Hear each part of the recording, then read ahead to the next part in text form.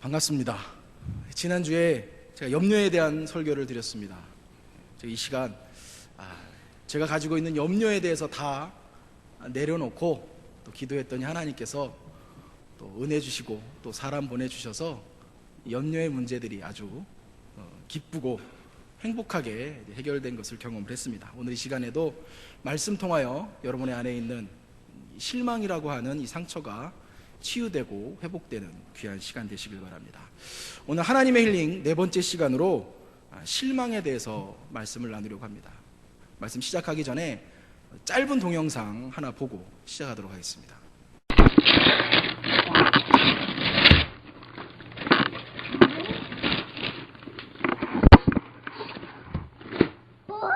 Yeah. Books for Christmas? What the heck is that? I don't get books. That's not toys, that's books.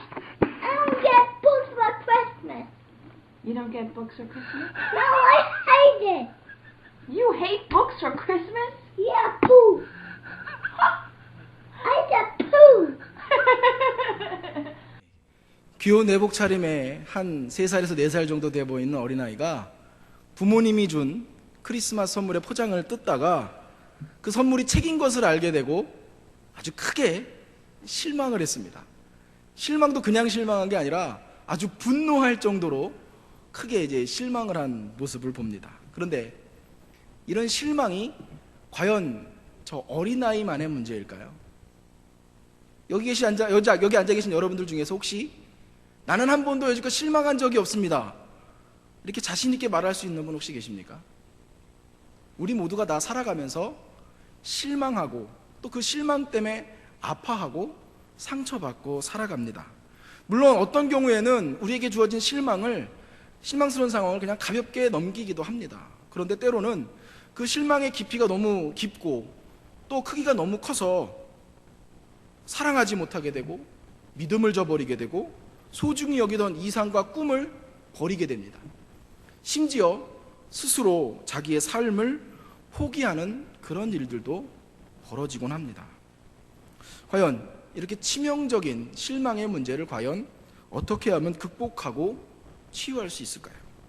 오늘 본문 말씀은 예수님의 십자가 사건이 있은 후에 엠마오라는 마을을 향해서 가던 두 사람에게 일어난 일을 기록하고 있습니다. 오늘 본문에 나오는 이 두 사람은 예수님이 살아계셨을 때 예수님을 열심히 따르던 사람들이었습니다. 한 사람의 이름은 글로바였고 다른 한 사람의 이름은 성경에 나타나질 않고 있습니다. 그런데 이 두 사람은 안식 후 첫날, 즉 예수님이 부활하신 그날에 예루살렘으로부터 25리 떨어진 한 10km 정도 떨어진 엠마오라는 작은 마을로 길을 향해서 가고 있었습니다. 그들이 믿고 따랐던 예수님은 십자가에서 맥없이 처형되셨고 그로 인해서 그들의 꿈은 산산조각이 나버렸습니다. 전혀 예상할 수 없었던 기가 막힌 사건으로 인해서 그들은 실망하고 낙심해서 고향으로 돌아가고 있었습니다. 이 두 사람의 실망을 누가는 몇 가지 부정적인 모습으로 묘사하고 있습니다. 첫 번째로 그들은 예수님을 알아보지도 못했습니다. 본문 14절과 15절의 말씀을 한번 보겠습니다. 이 두 사람은 최근에 일어난 이 모든 된 일에 대해서 서로 이야기하면서 길을 가고 있었습니다. 그런데 바로 그때 예수께서 가까이 이르러 그들과 동행하셨다, 이렇게 기록하고 있습니다. 그런데 이어지는 16절을 보면 안타깝게도 그들의 눈이 가리어져서 그인 줄 알아보지 못했다, 이렇게 기록하고 있습니다. 두 사람이서 대화하는 그 중에 예수님이 그 자리에 오셨지만 이 두 사람은 예수님을 알아보지 못했다는 겁니다. 누가복음 연구의 세계적인 권위자인 영국 에버딘 대학의 하워드 마셜 교수는 그의 주석에서 오늘 본문에서 눈이 가려진 부분에 대해서 이렇게 설명을 합니다. 제자들이 예수님을 알아보지 못했던 것은 예수님의 모습에 무슨 특별한 것이 있었다기보다는 그들의 영적 맹목에 그 원인이 있었다고 할 수 있다. 다시 말하면 예수님이 못 알아보도록 일부러 변장을 한 것도 아니고 어떤 신체적인 변화가 일어난 것도 아닌데 예수님을 알아보지 못했다는 것입니다. 그럼 이 두 사람은 왜 예수님을 알아보지 못했을까요? 그 이유는 그들의 실망 때문에 영적인 분별력이 없어진 것입니다. 우리가 살아가면서 실망을 하게 되면 그 실망이 또 특별히 너무나 크게 될 때에 우리는 우리의 인생을 올바른 관점에서 바라보지를 못합니다. 비전과 꿈을 잃어버리기도 합니다. 앞이 보이지 않고 사방이 꽉 막힌 것처럼 우리가 느끼면서 지나갈 때도 있습니다. 심지어 하나님의 임재조차 보이지 못하게 우리의 눈을 가리워버립니다. 예수님께서 함께 옆에서 걷고 있는데도 아무것도 모르고 그저 길을 가고 있었던 이 두 사람들처럼 말입니다. 두 번째로, 실망으로 인해서 이들은 영적인 분별력을 상실했을 뿐만 아니라 감정적으로 침체됐고 의욕도 상실했습니다. 17절 마지막에 보시면 두 사람이 슬픈 빛을 띠고 머물러 서더라 이렇게 말씀하고 있습니다. 너희들 지금 서로 주고받고 하는 이야기가 무엇이냐라고 하는 예수님의 질문에 그들은 아주 침통한 표정으로 어깨는 쭉 늘어뜨린 채 그 자리에 멈춰섰다는 겁니다. 감정적으로 침체되어 있었고 그 감정적인 침체의 영향으로 인해서 맥이 다 풀렸고 모든 의욕도 상실한 상태였습니다. 22절에서 24절 말씀을 보면 그들은 새벽에 예수님의 무덤에 갔다가 그 무덤이 비어 있었고 그 무덤에서 천사를 봤다고 하는 이 여인들의 증언을 들었습니다. 다시 말하면 이 부활의 소식, 기쁘고 즐겁고 행복한 소식을 들었음에도 불구하고 그러나 그들은 그저 이 모든 상황이 두렵고 골치 아픈 나머지 그들의 고향 땅으로 내려가고 싶은 생각밖에 없었습니다. 이렇게 실망은 우리의 감정을 침체시키고 우리의 의욕을 상실하게 합니다.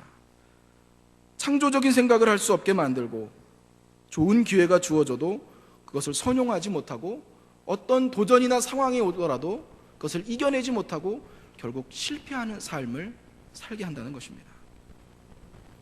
이런 실망의 해악은 여기서 그치지 않습니다. 세 번째로, 이 두 사람은 매우 부정적인 삶의 자세를 갖게 되었습니다.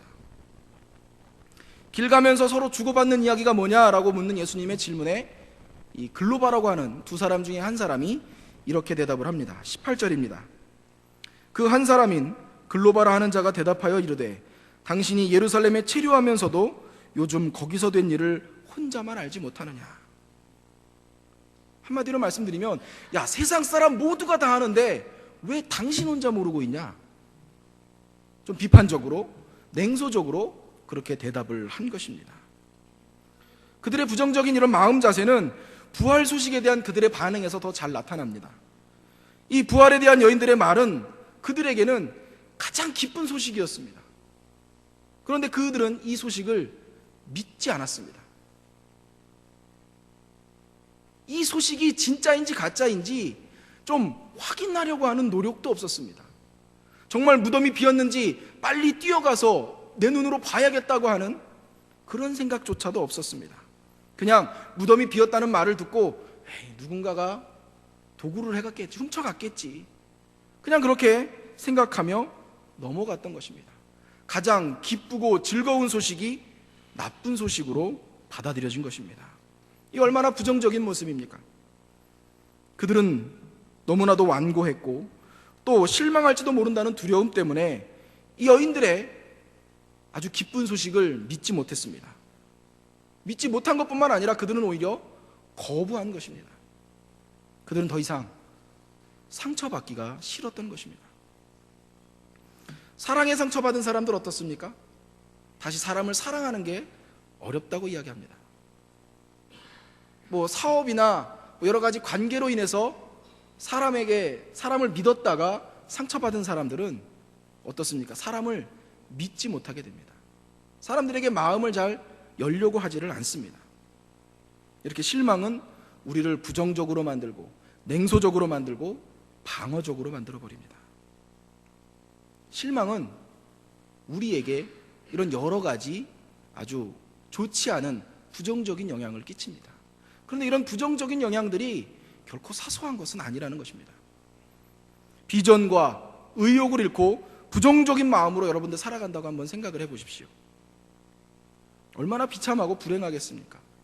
모든 일을 바라볼 때에 의욕이 없습니다. 부정적인 시각입니다. 영적인 분별력이 없이 살아간다고 한번 생각을 해보십시오. 물론 누구든지 실망할 수 있습니다.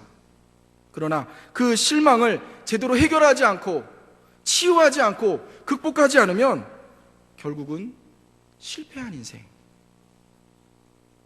하나님이 주시는 그 놀라운 축복과 은혜와는 상관없는 삶을 살 수밖에 없는 것입니다. 육신의 병을 이기려면 그 병에 대해서 먼저 잘 알아야 됩니다. 마찬가지로 이 마음의 병도 마찬가지입니다. 이 실망에 대해서 우리가 잘 극복하고 치유받으려면 이 실망의 해악에 대해서 우리는 잘 알고 있어야 됩니다. 그리고 실망스러운 상황에 직면할 때마다 이 실망이 나에게 어떤 악영향을 끼칠 것인지를 생각한다면 우리는 이 실망을 극복할 수 있는 동기를 부여받게 될 것입니다. 이제 이 두 사람을 하나님께서 어떻게 치유하시는지 한번 살펴보도록 하겠습니다. 먼저 이 두 사람을 실망에 빠뜨린 근본적인 원인은 무엇일까요? 21절 말씀을 한번 보겠습니다. 우리는 이 사람이 이스라엘을 속량할 자라고 바랐노라. 이게 무슨 말입니까?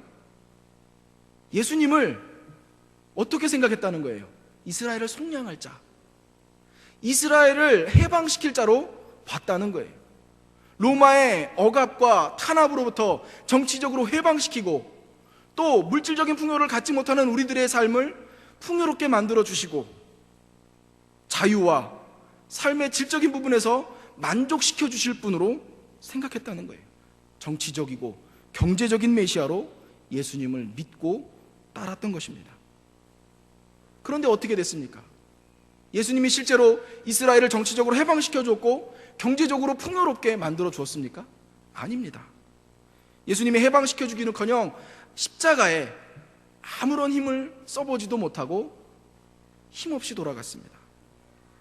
그것도 가장 흉악한 범죄자들이 받는 수치스러운 십자가 처형 틀에서 목숨을 달리했습니다. 그분이야말로 이스라엘을 해방시키고 자신들의 팔자를 펴게 할 것이라고 믿고 따랐는데 이 모든 기대가 산산조각이 났고 예수님은 그대로 목숨을 잃었습니다. 그래서 그들은 실망을 한 겁니다. 이들의 모습에서도 볼 수 있듯이 실망은 충족되지 못한 기대에서 나오는 것입니다. 이 실망을 국어사전에 찾아보니까 이렇게 대답을 하고 있습니다. 희망이나 명망을 잃음 또는 바라던 일이 뜻대로 되지 아니하여 마음이 몹시 상함, 이렇게 되어 있습니다. 영영사전을 찾아보니까 이렇게 말을 합니다. 당신이 바라던 방식으로 일어나지 않은 일, 그러니까 우리가 정해놓고 또 기대하고 추측한 대로 그 일이 일어나지 않으면 실망한다라는 거죠. 아까 보신 동영상 어떻습니까? 어린아이가 기대하고 바랐던 것은 무엇입니까? 장난감입니다. 그런데 그 기대와 바램은 온데간데 없고 자신의 눈앞에 펼쳐진 게 뭡니까? 책이었습니다. 책. 그러다 보니까 자기의 기대와 자기의 희망이 충족되지 않으니까 부모를 향해서 실망스러운 말들을 내뱉기 시작했던 것입니다. 우리의 기대와 우리의 추측과 우리가 정해진 것이 그대로 우리의 삶에 실현되지 않을 때 우리는 실망한다는 것입니다. 한 젊은 여자가 소개팅에서 한 남자를 만났습니다. 근데 이 남자가 어떠냐면 잘생겼습니다. 아주 유머도 있고 또 매너도 있습니다. 그래서 이 여인이 생각하기를 야, 이 남자다. 그래서 만남을 계속 갖게 됐습니다. 만남을 갖게 되면서 이 여인은 생각을 했습니다. 내가 생각했던 이상형 그 이상의 남자다. 이 남자랑 결혼을 하고 계속 삶을 살면 아주 행복할 것이다. 그러면서 결혼 생활을 상상하기 시작을 했습니다. 결혼이라는 현실이 가져다 줄 거친 면 따위는 거들떠보지도 않고 그저 자기 환상 속에 빠져들기 시작을 했습니다. 매일 저녁이 되면 그 식탁에 초를 켜놓고 꽃을 한 송이 꽂아놓고 스테이크를 썰고 파스타를 먹으며 남편과 이 아주 맛있는 음식을 먹고 대화를 나누고 감미로운 음악이 흐르는 그런 저녁 식사를 할 줄 알았습니다. 주말이 되면 커플티를 입고 꽃놀이다, 열차 여행이다, 어디다 해가지고 매일 주말마다 여행을 떠날 것만 같았습니다. 이런 행복함을 페이스북이나 트위터나 블로그를 통해서 나는 행복한 여자입니다라고 늘 자랑하면서 살 수 있을 것만 같았습니다. 그래서 결혼을 했습니다. 결혼을 하고 나면 어떻게 됩니까? 오해하지 마십시오. 제 결혼 생활은 행복합니다. 결혼을 하고 나면 현실이라고 하는, 자기의 이상과 상상과는 다른 현실이라고 하는 벽에 부딪히게 되죠. 상상했던 상황과는 정반대의 상황들이 나타나기 시작합니다. 남편과 매일 행복한 저녁 식사를 할 줄 알았는데 남편은 맨날 일하는 것에 바빠서 12시가 넘어야지만 들어옵니다. 매일 주말에는 여행을 갈 줄 알았는데 주말에는 힘드니까 자기만 합니다. 눈을 뜨고 있는 시간은 뭘 합니까? 그저 스포츠 채널을 보고, 야구를 보고, 축구를 보고, TV와 친구를 맺습니다. 이 정도 되면 어떻습니까? 아름다운 식탁에서 감미로운 대화를 나눌 줄 알았는데 음악을 틀었더니 시끄럽다고 꺼버리고, 촛불을 켰더니 뜨겁다고 치워버리고, 꽃을 갖다 놨더니 이게 뭐냐고 그러고 방해된다고 치워버립니다. 이쯤 되면 남편이 아니라 왼수입니다. 왼수. 결혼 생활은 이쯤 되면 실망 그 자체입니다. 이 여인이 왜 실망했습니까? 왜 남편이 왼수가 됐습니까?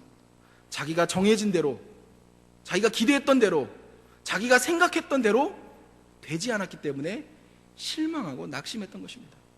이러한 예는 우리의 생활에서 수도 없이 들 수 있습니다. 아까 본 동영상에도 마찬가지고, 여러분 자녀를 한번 생각해 보십시오. 자녀가 공부를 열심히 해서 100점 맞을 것을 기대했습니다. 100점 맞을 거야. 내 자녀니까, 날 닮았으니까.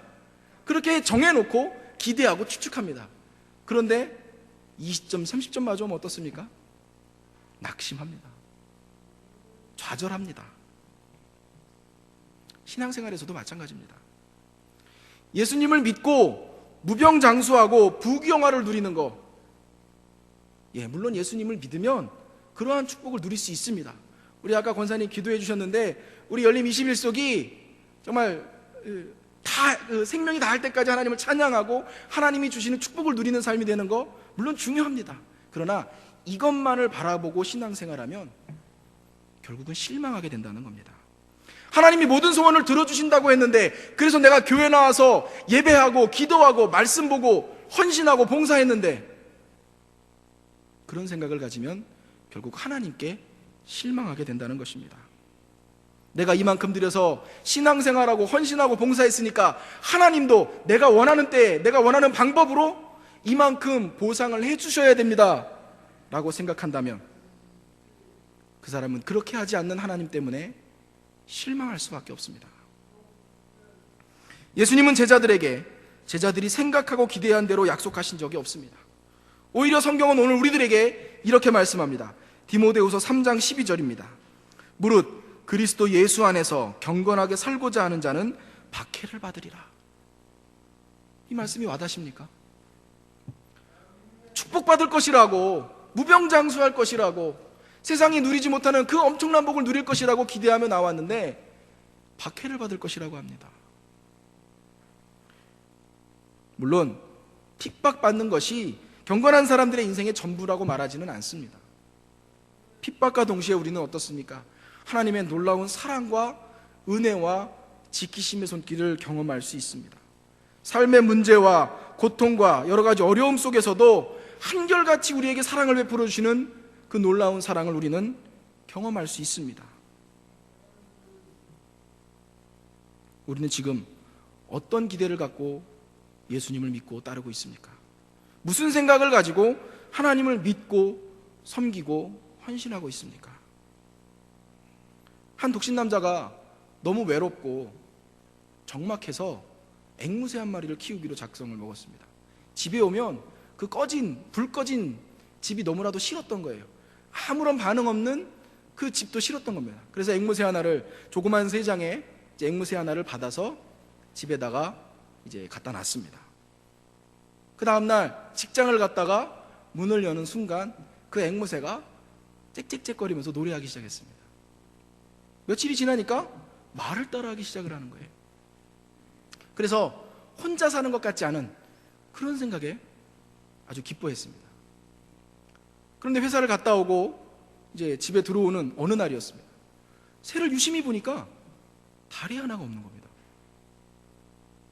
그래서 그 앵무새를 팔았던 그 집에 찾아가서 항의를 했습니다. 아니, 왜 다리 없는 앵무새를 나한테 판 겁니까? 그랬더니 그 주인이 이렇게 물었습니다. 노래하는 새를 원하는 겁니까? 춤추는 새를 원하는 겁니까? 여러분은 과연 무엇을 원하고 계십니까? 하나님의 축복 중요합니다. 그런데 이 땅의 부귀영화와 또 명예와 권력을 요구하고 계십니까? 아니면 하늘의 축복을 원하고 계십니까? 일시적인 만족입니까? 영원한 기쁨입니까? 육신의 건강입니까? 영혼의 질서와 풍요로움입니까? 오늘 우리들은 하나님에 대한 우리의 기대가 올바르고 적절한 것인지를 늘 점검해 볼 필요가 있습니다. 그리고 이 기대가 늘 성경적인지 우리는 늘 확인할 필요가 있습니다. 이 기대를 확인하지 않으면 우리는 또 실망할 수밖에 없는 연약한 존재들입니다. 하나님에 대한 기대뿐만 아니라 또 우리는 삶에 대한 기대를 조절할 필요가 있습니다. 우리는 물론 죽을 때까지 꿈꿔야 하고 노력해야 되고 새로운 것을 시도해야 합니다. 그러나 동시에 우리의 삶에 대해서, 우리의 직업에 대해서, 결혼에 대해서, 인간관계에 대해서 우리는 올바른 기대를 가져야 합니다. 그렇지 않으면 우리는 또 실망하게 됩니다. 이 세상은 완벽하지 않습니다. 하나님이 창조하신 에덴 동산은 완벽했을지 몰라도 오늘 우리가 사는 이 세상은 완벽하지 않습니다. 그리고 이 세상 가운데 살아가고 있는 우리도 완벽하지 않습니다. 그런데 마치 우리는 어떻습니까? 완벽한 세상에 완벽한 사람들이 살고 있는 것처럼 우리는 기대하고 있습니다. 그렇게 기대한다면 우리는 인생에 대해서 아주 큰 실망을 얻게 될 것입니다. 인간은요, 사랑해야 될 대상이지 기대하고 신뢰해야 될 대상은 절대로 아닙니다. 이 세상과 그 속에 살고 있는 사람들에 대한 기대를 조절하고 하나님만을 신뢰해야 됩니다. 이 세상 사람들을 전혀 믿지 말라, 그런 말은 아닙니다. 이 세상과 또 세상에 속한 사람들에 대한 기대는 조절하고 하나님에 대한 무한한 신뢰와 기대를 가지고 우리가 살아가야 한다는 것입니다. 그래야 실망이라는 늪에 빠지지 않고 혹시 거기서 빠지더라도 금세 헤어나올 수 있는 것입니다. 다시 말씀으로 돌아갑니다. 이 두 사람은 어떻게 해서 주님을 만나게 됐습니까? 15절에 보시면 그들이 서로 이야기하며 문의할 때에 예수께서 가까이 이르러 그들과 동행하시나 이렇게 말합니다. 부활하신 주님이 그들에게 다가오셨기 때문에 그들은 주님을 만날 수 있었습니다. 실망과 낙심에 빠진 이 두 사람을 만나러 주님은 오셨습니다. 다른 중요한 일도 많은데 왜 하필 별 볼 일 없는 저 두 사람을 만나러 가느냐? 내가 부활의 증인들도 보내줬고 무덤에 돌까지 굴려서 보여줬는데 그것도 믿지 않는 저 사람들을 내가 뭐하러 바쁜 시간 내서 찾아가느냐? 생각이 있으면 지들이 알아서 하겠지, 이렇게 생각하시면서 그들을 모른 채 하지 않으셨습니다. 그 두 사람이 가장 힘들고 가장 아파하는 그 순간에 그들에게 찾아가셨습니다. 아마 이 두 사람은 느끼지 못했을 것입니다. 그러나 그들에게 가장 필요한 순간 주님은 그들에게 다가오시고 그들을 만나셨습니다. 혹시 이 자리에 계신 여러분들도 어떤 이유로든 혹시 실망하고 계십니까? 낙심되고 고통스러워서 앞이 잘 보이지 않으십니까? 부활의 주님, 지금도 살아 역사하시는 주님이 실망 가운데, 낙심 가운데 있는 오늘 우리들을 만나기를 원하고 계시다는 사실을 잊지 마시기 바랍니다. 이제 주님은 그들을 만나서 여러 가지 일들을 하셨습니다. 먼저 그분은 하나님의 말씀을 설명해 주셨습니다. 이 실망한 두 사람에게 가서 그들과 함께 이제 걸으시면서 불신과 의심의 말을 하는 그들을 책망하며 다음과 같이 그들의 실망을 치유하기 시작하셨습니다. 25절에서 27절 말씀을 한번 보겠습니다. 이르시되 미련하고 선지자들이 말한 모든 것을 마음에 더디 믿는 자들이여 그리스도가 이런 고난을 받고 자기의 영광에 들어가야 할 것이 아니냐 하시고 이에 모세와 모든 선지자의 글로 시작하여 모든 성경에 쓴 바 자기에 관한 것을 자세히 설명하시니라. 구약 전체를 통해서 기록되어 있는 주님에 관한 예언들을 하나하나 풀어서 그들에게 설명해 주셨습니다. 이 십자가의 죽음은 실패가 아니다. 이 십자가 사건은 하나님의 실수가 아니라 하나님의 큰 계획 안에서 계획대로 이루어지고 있는 일이다. 실망했을 때 일이 내 뜻대로 진행되지 않아서 낙심하고 좌절하고 실망의 상황에 놓여 있었을 때 우리는 이것을 생각해야 됩니다.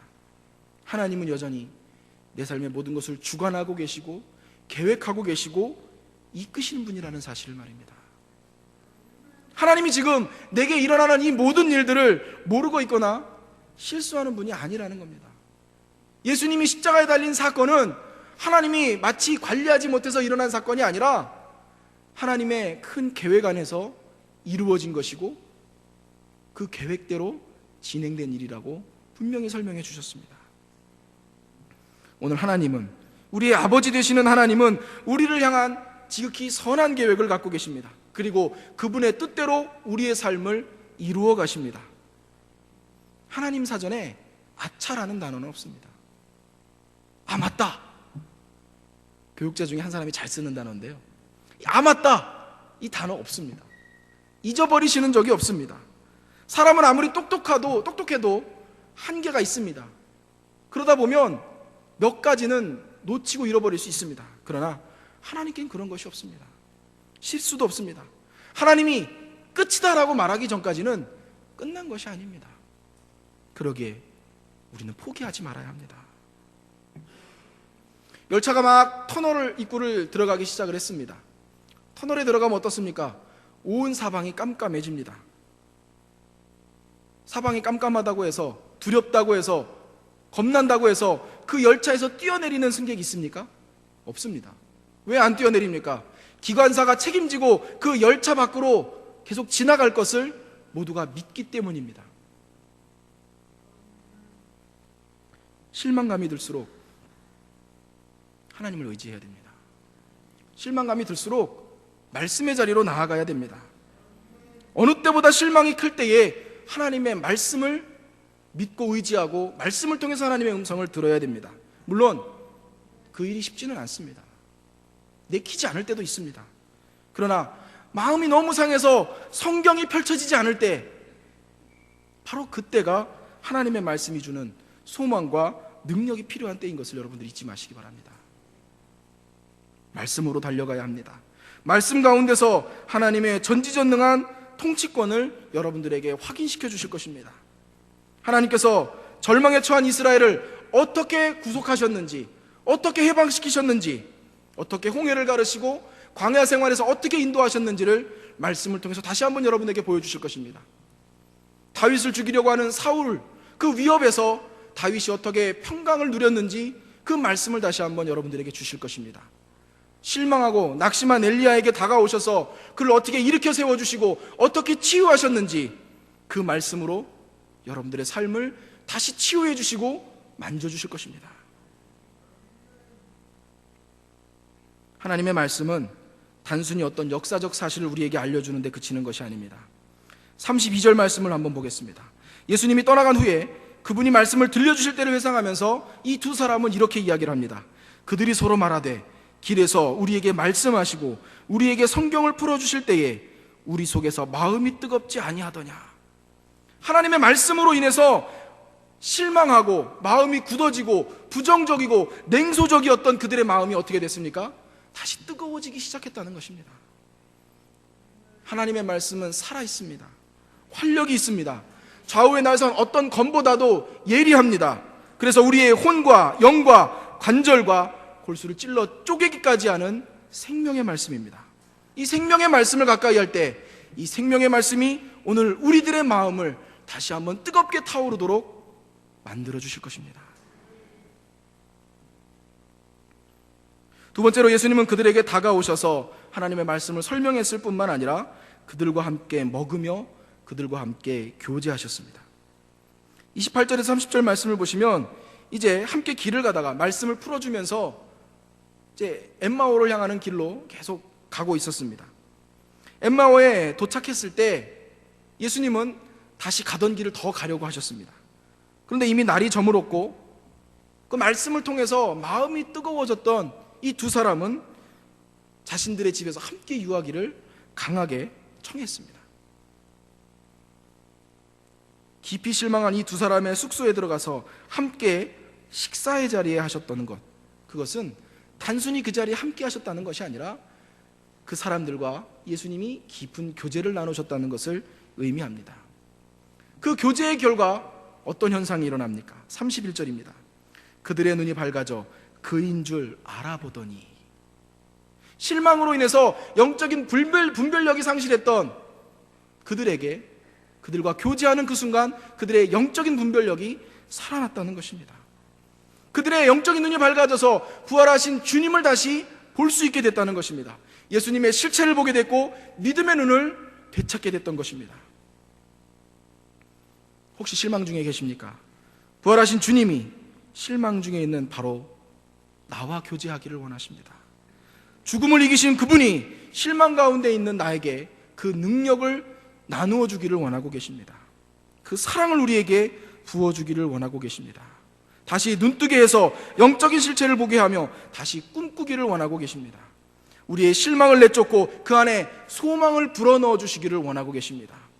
요한계시록 3장 20절의 말씀입니다. 볼지어다 내가 문 밖에 서서 두드리노니 누구든지 내 음성을 듣고 문을 열면 내가 그에게로 들어가 그와 더불어 먹고 그는 나와 더불어 먹으리라.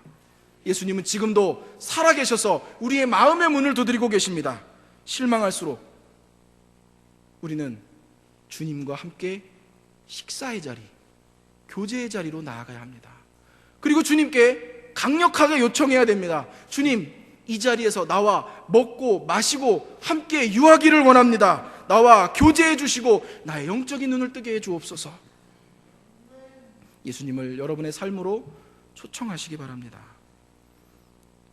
주님께서 우리와 교제하실 수 있도록 그분께 우리의 시간을 내어드리시기를 바랍니다.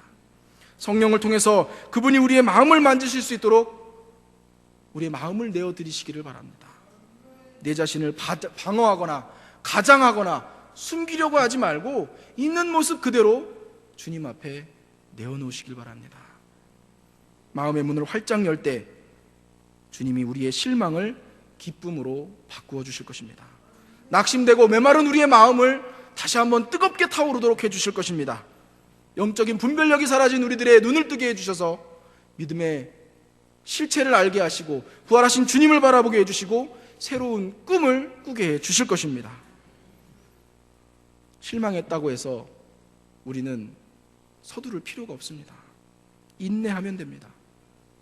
세상을 창조하시고 주관하시는 분이 바로 우리의 아버지 되십니다. 그리고 그분이 나와 지금 이 자리에 함께하고 계십니다. 그 능력의 말씀과 친밀한 교제를 통해 우리의 마음을 만지시기를 원하십니다. 우리가 할 일은 무엇입니까? 그분께서 그렇게 하실 수 있도록 시간을 드리고 우리의 마음을 드리고 그 은혜에 반응하는 것입니다. 그 구체적인 방법이 무엇입니까? 예배하고 기도하고 말씀 묵상하는 것입니다. 아주 기본적인 것입니다. 신앙인이라고 하면 모두가 해야 되는 아주 기본적인 것입니다. 바로 그것을 통해서 하나님은 우리의 모든 것을 바꿔주실 것입니다. 그리고 회복시켜 주실 것이고 소망으로 가득 채워주실 것입니다. 실망 가운데 있는 우리들의 삶을 기쁨과 행복이 넘쳐나는 삶으로 바꾸어 주실 것입니다. 기도하겠습니다. 사랑과 은혜가 충만하신 하나님 아버지, 우리는 살아가면서 깊은 실망에 빠질 때가 있습니다. 그래서 영적인 분별력을 상실하고 육체적으로 또 영적으로 침체돼서 무력감에 휩싸여 살아갑니다. 또한 실망에 대한 두려움으로 모든 일들을 부정적인 시각으로 바라보며 살아가기도 합니다. 주여, 이런 우리들을 긍휼히 여겨 주시옵소서. 이러한 많은 상처와 아픔을 가지고 세상을 살아가는 우리들, 주님과의 뜨거운 만남이 있게 하시고 그 주님을 내 안에 늘 모셔드리며 늘 동행하는 삶을 통해 우리의 삶에 가득한 이 실망이 치유되고 회복되며 이 실망이 물러가 참된 소망으로 채워지는 복된 삶이 되게 해 주시옵소서. 그래서 새로운 비전으로 하나님이 기뻐하시는 삶의 모습으로 변화되고 이 땅에서 천국의 삶을 누리는 아름다운 하나님의 자녀들 다 되게 하여 주시옵소서. 예수님의 이름으로 기도하옵나이다. 아멘.